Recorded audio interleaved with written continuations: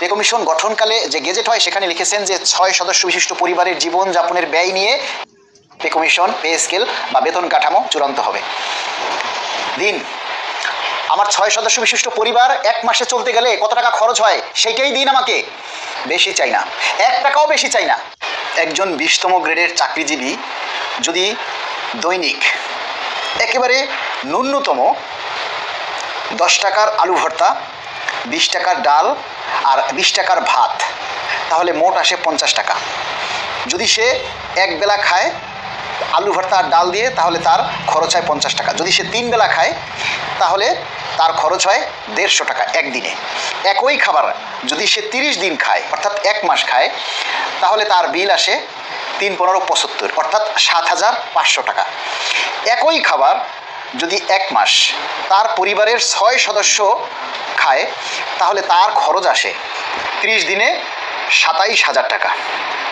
তাহলে চিন্তা করুন, 6 সদস্য বিশিষ্ট একটা পরিবারে 20তম গ্রেডের 6 সদস্য বিশিষ্ট একটা পরিবার যদি শুধু ডাল আলুর ভর্তা আর ভাত খায় 30 দিনে তাহলে তার বিল আসে 27,000 টাকা।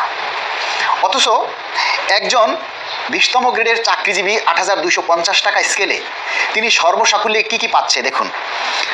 তার মূল বেসিক 8,250 টাকা, বাড়ি ভাড়া পায় 50%, 4,500 টাকা, চিকিৎসা ভাতা বাবদ পায় 1,500 টাকা, 2 সন্তানের শিক্ষার জন্য পায় 1,000 টাকা, টিফিন ভাতার জন্য পায় 200 টাকা, ধোলাই ভাতার জন্য পায় 100 টাকা এবং বিশেষ সুবিধা যেটা 15%, সর্বমোট 16,500 টাকা।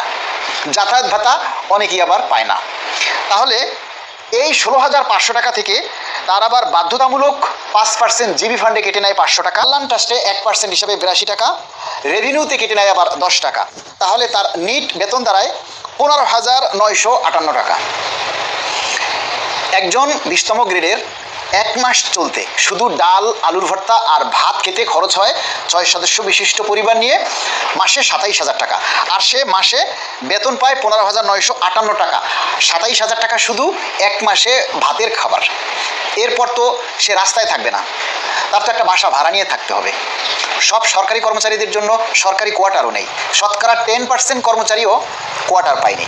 তাহলে তার ন্যূনতম একটা টিন শেড বিল্ডিংয়েও যদি তার বাসা ভাড়া নিতে হয় ঢাকা শহরে, তার ভাড়া আসবে ন্যূনতম 8,000 টাকা। তাহলে 27,000 আর 8,000 কত হইল? 35,000। এরপরে তার ইউটিলিটি চার্জ আছে, ধরুন গ্যাস বিল এবং কারেন্ট বিল দুইটা মিলাইয়া 3,000 টাকা ধরলাম, তাহলে 35,000 আর 3,000 38,000 টাকা। তার যদি 2টা ছেলে মেয়ে স্কুলে পড়াশোনা করে তাহলে একেবারে ন্যূনতম একটা স্কুলে পড়াতে গেলেও এখন সবাই তো আর সরকারি স্কুলে চান্স পায় না। যারা 5ম শ্রেণী পর্যন্ত ধরলাম তারা না হয় প্রাইমারিতে পড়লো, কিন্তু 6ষ্ঠ শ্রেণী থেকে তো মাধ্যমিক বিদ্যালয়ে পড়তে হয় এবং সরকারি উচ্চ বিদ্যালয় বাংলাদেশে কয়টা? সেখানে তো আর সবার পড়ার সুযোগ হয় না। তাহলে সবাইকেই বেসরকারি বিদ্যালয়ে পড়তে হয়। সেখানে ন্যূনতম 1,500 করে এক একটা সন্তানের জন্য বেতন, তাহলে 2 সন্তানের জন্য মাসে বেতন 3,000 টাকা, তাহলে 38 আর 3 41,000 টাকা। এরপর ওই লোকটা যদি অফিসে যাতায়াত করে আসা যাওয়ার জন্য, যদি তার একেবারে ন্যূনতম ধরলাম, যদি তার 50 টাকাও যদি ভাড়া হয় তাহলে মাসে তার ভাড়া হয় 1,500 টাকা। আচ্ছা, এরপরে ওই লোকটা তো অফিসে গিয়ে কিছু নাস্তা খাবে, তাই না? এরপরে তার তো নাস্তা খাওয়ার পাশাপাশি ওই লোকটা যদি অসুস্থ হয় তাহলে মাঝে মধ্যে তো এই গ্যাসের ওষুধ, এই আরও অন্যান্য যে ওষুধপত্র, ন্যূনতম যদি সে একেবারেও অসুস্থ না হয় তারপরেও একটা পরিবারে 1 থেকে 1,500 টাকার ওষুধ লাগে। যদি তার বৃদ্ধ বাবা মা থাকে তাহলে তাদের জন্য তাদেরও তো অসুখ হয়, বাদ দিলাম তাদের কোনো অসুখ নাই। এই যে 6 সদস্য বিশিষ্ট পরিবার, এর মধ্যে যদি 3 জন ছেলে থাকে, পুরুষ থাকে, তাহলে তার অন্তত বছরে 2টা লুঙ্গি লাগে, ঠিক না? বছরে প্রত্যেকে 2টা করে জামা কাপড় লাগে, একটা স্যান্ডেল গেঞ্জি লাগে, একজোড়া পায়ের জুতা লাগে। এই যে জিনিসগুলির দাম, ঘরে যখন 2 জন মহিলা থাকবে তার বছরে কমপক্ষে 2টা শাড়ি লাগে, 2টা পেটিকোট লাগে, 2টা ব্লাউজ লাগে, তার ন্যূনতম একটু নারকেল তেল লাগে মাথায় চুলে দিতে, তার একটা শ্যাম্পু লাগে, গায়ে ঘষা লেগে অন্তত একটা বাংলা সাবান হলেও তো লাগে, তাই না? এরপরে এই থালা বাসন ধোয়ার জন্য একটা মানে ভীম সাবান লাগে, বাথরুম ওয়াশ করার জন্য একটা হারপিক লাগে, আর ঘর ঝাড়ু দেওয়ার জন্য একটা পিসাও তো লাগে। পিসা মানে হচ্ছে আমাদের দেশে বলে ঝাড়ু। একটা ঝাড়ু কিনতে গেলেও এখন 150 টাকা লাগে।